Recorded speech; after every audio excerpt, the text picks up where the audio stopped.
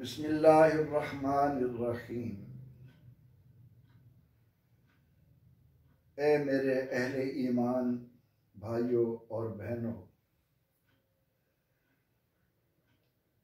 हम किस कदर शुक्र अदा करें अल्लाह रब्बुल इज़्ज़त का कि उसकी नेमतों पर उनका हक अदा हो सके। ये ख्याल अस्तो महाल अस्तो जुनून, मुमकिन ही नहीं। आप जानते हैं कि कुरान और सुन्नत यानी हुजूर सैयद आलम सल्लल्लाहु अलैहि वसल्लम का उसवा हसना इस्लाम की खूबियों से भरा हुआ है।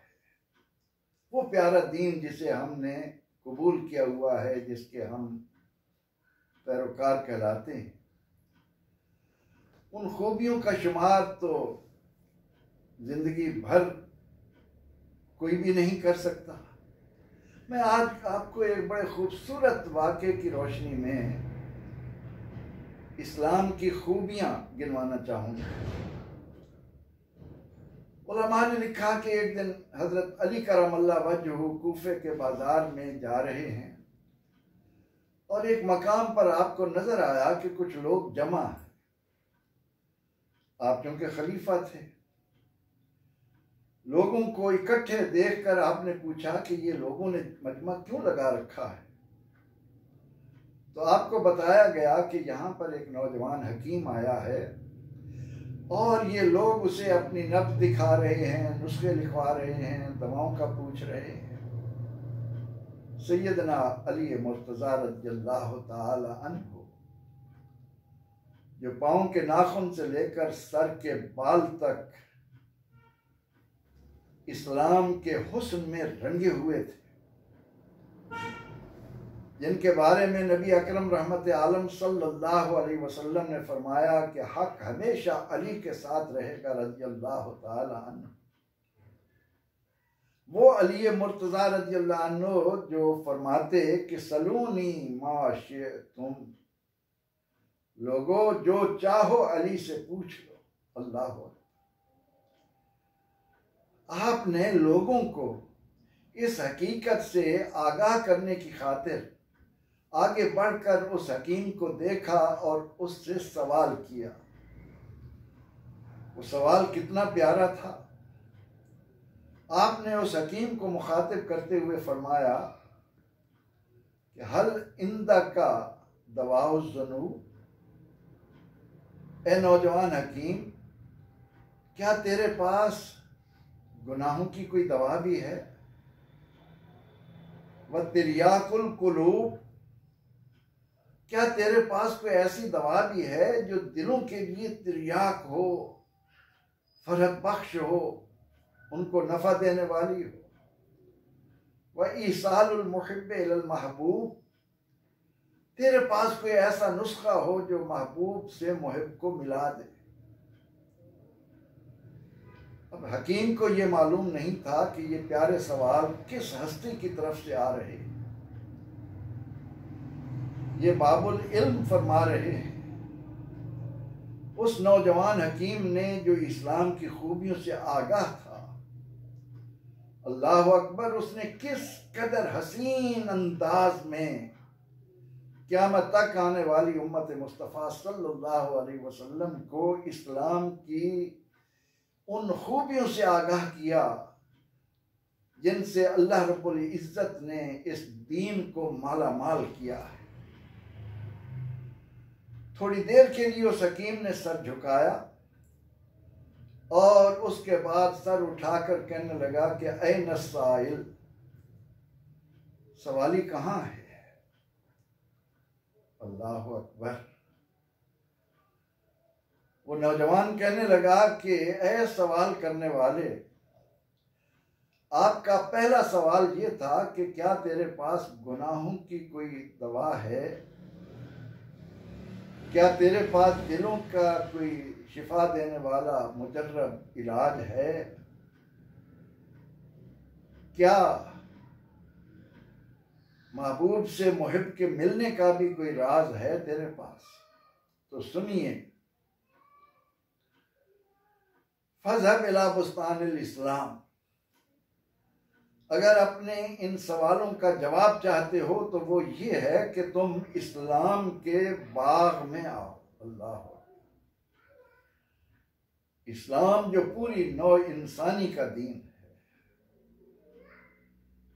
जो क़यामत तक के लिए है, कहा कि इस बाग में एक दरख्त है ईमान का। वो नौजवान हकीम किस कदर अपनी जुबान से कीमती मोती निकाल रहा है, किस कदर जौहर शनास है और किस कदर इस्लामी तालीमात की रूह से अपने आप को आगाह रखने वाला। कहने लगा कि इस्लाम में जो ईमान एक दरख्त है उस पे जा और खुज मिन्हा औराकुल महब्बा, उस दरख्त के जो मोहब्बत के पत्ते हैं वो ले। ये है वो पहली सीढ़ी, पहला कदम कि हमने मुसलमान होने का दावा किया, अरकान इस्लाम को माना, मोमिन बने। अब ईमान की जो कबूल करने के बाद पहली हकीकत है, उसकी पहचान क्या है? मोहब्बत। क्या खूब जवाब है कि ईमान के दरख्त के साथ जो पत्ते हैं वो मोहब्बत के हैं। उसने किस तरफ इशारा किया? अल्लाह रब्बुल इज्जत ने हमें जो ईमान की दौलत से माला माल किया है, उसका पहला तकाजा ये है कि मोमिनों के दरमियान उस कलमा तैयबा पढ़ने की बदौलत, उस 5 वक्त की नमाज की बदौलत, उसमें फरिश्तों पर ईमान लाने की बदौलत, उसमें आखिरत पर यकीन रखने की बदौलत, उसमें ज़कात देने की बदौलत, उसमें हज की बदौलत, रोज़े की बदौलत, जो पहली चीज़ अहले ईमान को नसीब होती है वो आपस की मोहब्बत है। ईमान के दरख्त के साथ नफरत के पत्ते नहीं।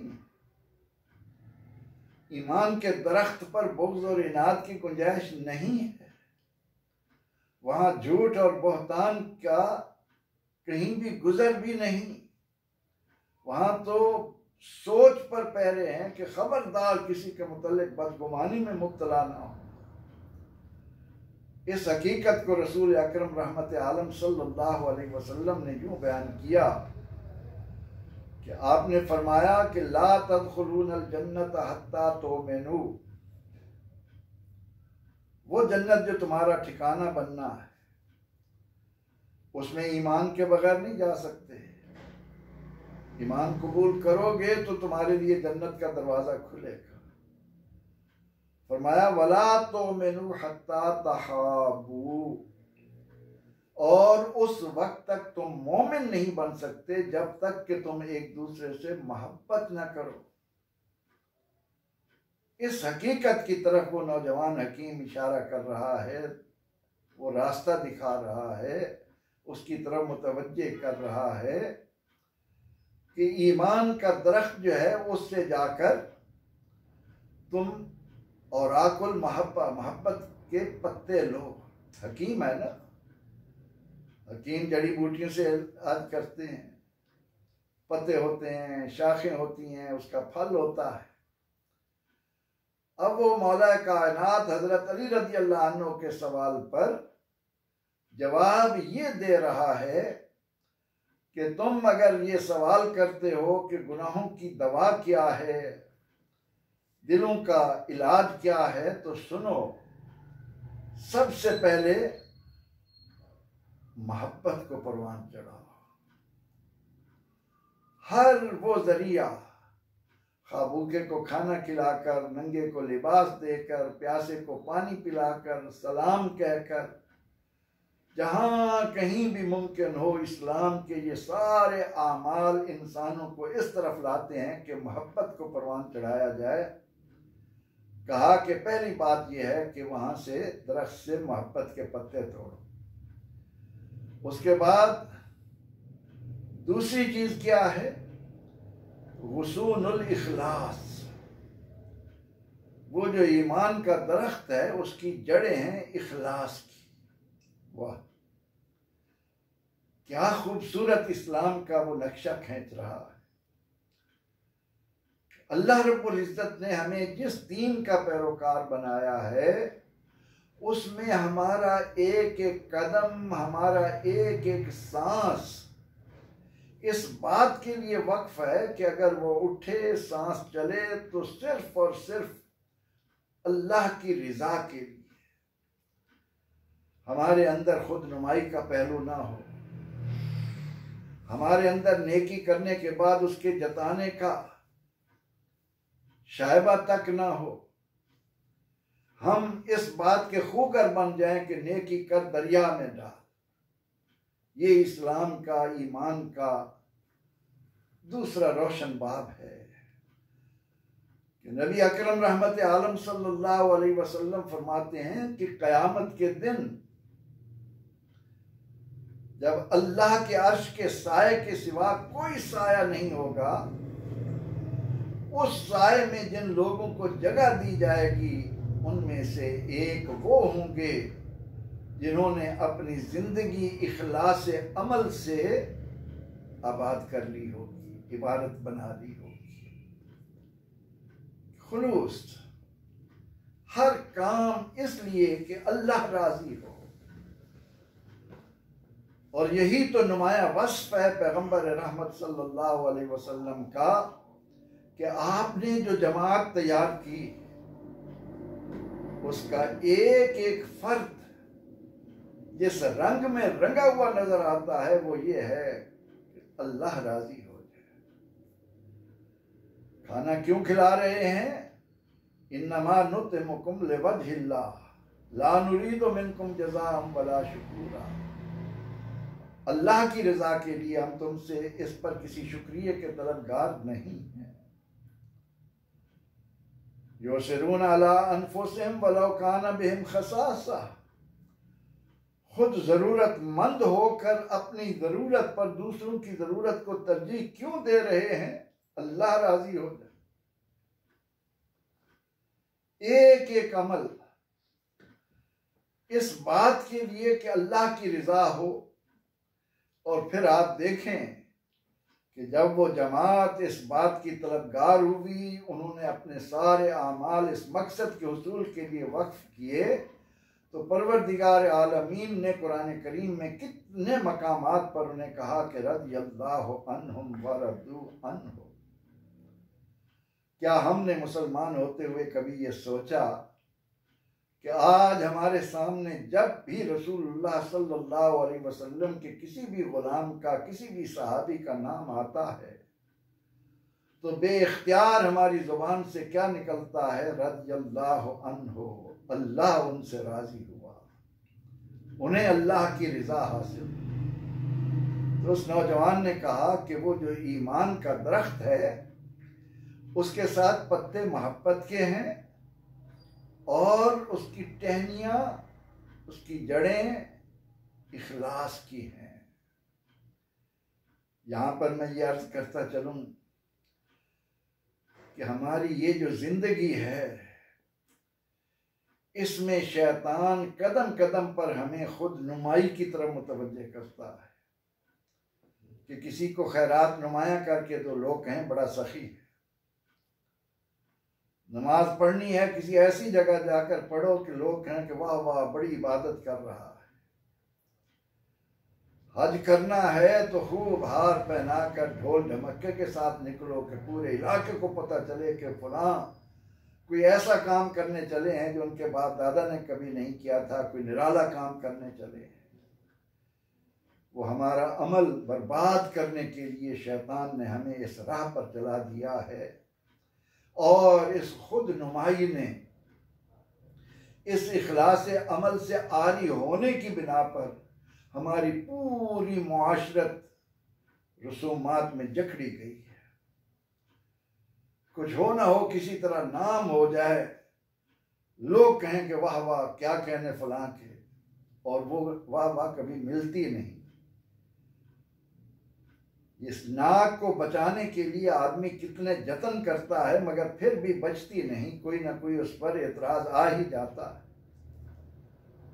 ईमान का पहला तकाजा है कि हमारे मुआशरे में मोहब्बत को फरोग हो, और उसका दूसरा तकाजा हजरत अली रज़ी अल्लाह अन्हु के सवाल के नतीजे में उस हकीम नौजवान की मुंह से जो बात हमें मिल रही है वो ये कि हम अपना हर अमल सिर्फ और सिर्फ अल्लाह को राजी करने के लिए करें। तीसरी बात उस नौजवान ने कही कि उस दरख्त के साथ जो फल है वो है यकीन का, वो तोड़। क्या खूबसूरत बात है। यकीन मुहकम अमल पे हम मोहब्बत फातिह आलम, जिहाद जिंदगानी में ये हैं मर्दों की शमशीर। क्या नक्शा खींचा अल्लामा इकबाल। किस दरख्त के साथ, ये जो इस्लाम में ईमान की जो हैसियत है, इस ईमान का तीसरा तकाजा ये है कि यकीन कामिल। अब ये यकीन कामिल व बिल आखिरत हुम यूक़िनून में गौर करें। अल्लाह पर कामिल यकीन नजर नहीं आता लेकिन है यकीन कामिल। कब्र का बरज़ख का हिसाब देखा नहीं, यकीन कामिल के है। नेकी का बदला देखा नहीं मगर यकीन कामिल के एक नेकी पर 10 नेकियां मिल रही।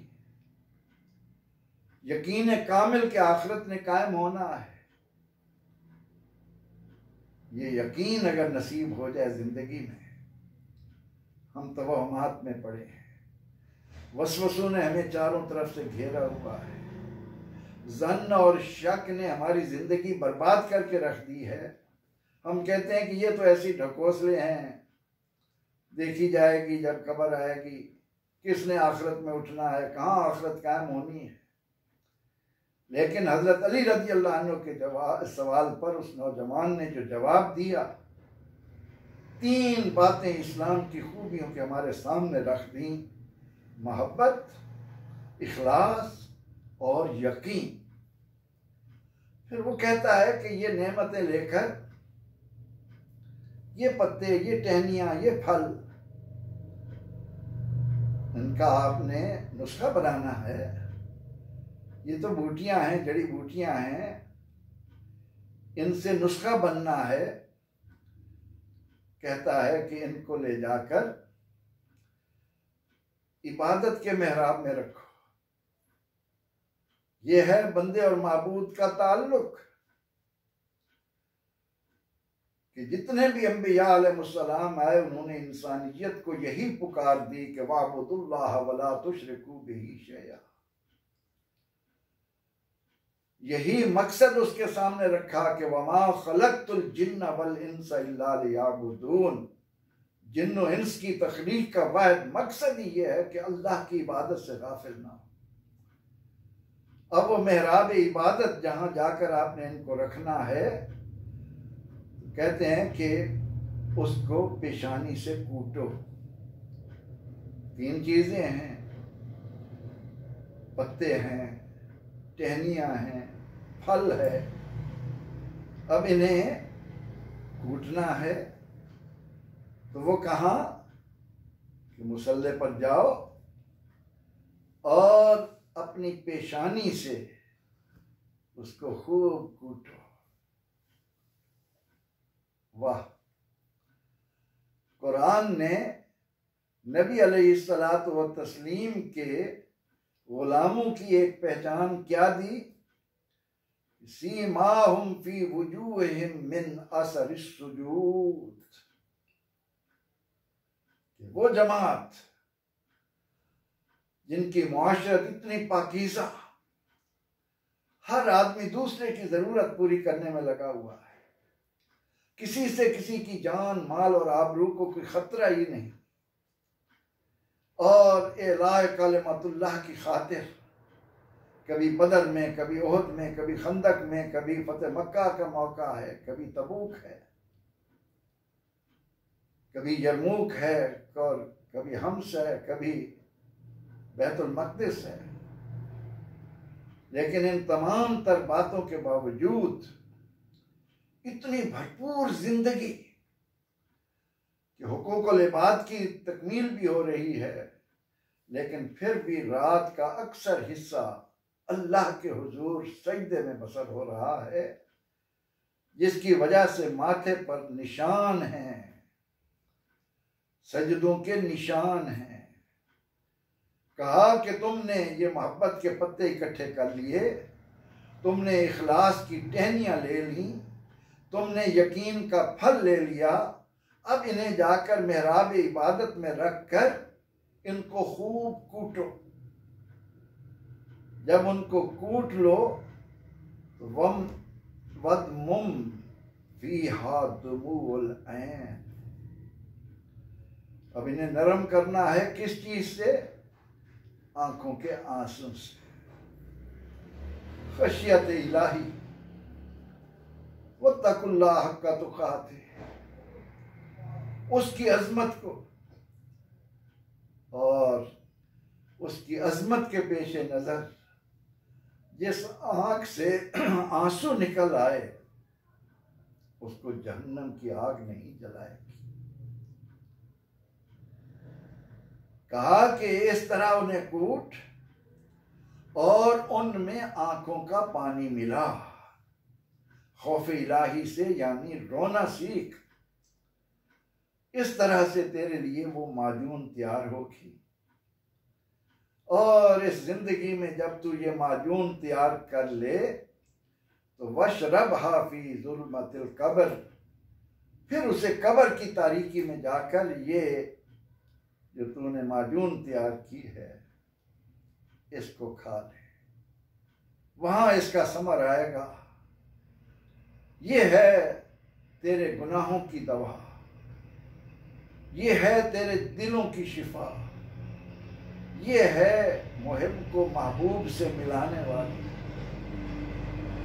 ये माजून जब तैयार हो जाती है और उसके बाद वो बंदा उस मकाम की जानिब जब बढ़ने लगता है, चार कंधों पर जब उसको उठाकर ले जाया जा रहा होता है तो आवाज आ रही होती है कि तुम्हें जन्नत की खुशखबरी हो, फदखुली फी इबादी वदखुली जन्नती, ओ मेरे बंदों में दाखिल हो जा, मेरी जन्नत में आ जा। उलमा लिखते हैं कि उस नौजवान ने जब ये नुस्खा उस भरे मजमे में हजरत अली करमल्लाह वजहू के सामने बयान किया तो थोड़ी देर बाद वहीं उसकी रूह परवाज कर गई। हजरत अली करमल्लाह वजहू ने उसकी तरफ देखकर फरमाया कि वल्लाहि अंता हकीम दुनिया वल आखिरा, अल्लाह की कसम हकीकी मानों में तू दाना है, वाकई तू हकीम है। हकीम का लफ्ज तेरे ऊपर सच्चा आता है। कितना खूबसूरत वाकया उलमा ने हम तक पहुंचाया। काश कि इस वाक़े की बदौलत हमें जो खूबसूरत मोती मिले हैं हम उनको दिल में जगह देकर अपनी ज़िंदगियों में भी इनकलाब बर्पा करने के काबिल हों। अल्लाह हम सबको अमल की तौफीक अता फरमाए। आमीन। व आखिर दावाना अनिल हम्दुलिल्लाहि रब्बिल आलमीन।